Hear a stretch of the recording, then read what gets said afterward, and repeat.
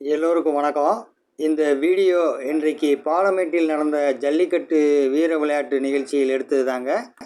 பாலமேட்டில் மாடுபிடி வீரர் ஒருவர் காயம்பட்டு இறந்த சம்பவம் இந்த வருடம் பொங்கலுக்கு நமக்கு அதிர்ச்சியையும் சோகத்தையும் கொடுத்துருக்கு. இது போன்ற சம்பவங்கள் இனி வரும் காலங்களில் நடக்காமல் மாடுபிடி வீரர்கள் கவனமாக உரிய பயிற்சி பெற்று மாடுகளை பிடிக்கணும்.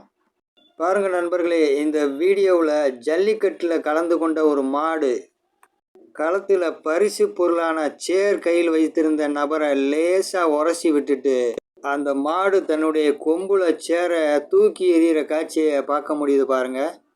மாடு தன்னுடைய கொம்புல தூக்குனா எப்படி இருக்கும்ன்றதை இதை பார்த்து கொஞ்சம் தெரிஞ்சுக்குங்க. மாடுபிடி வீரர்களே, கவனமாக லாவகமாக மாடுகளை பிடிங்க.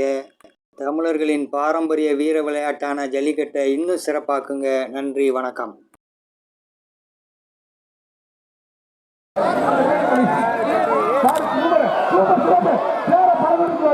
மாடுகள்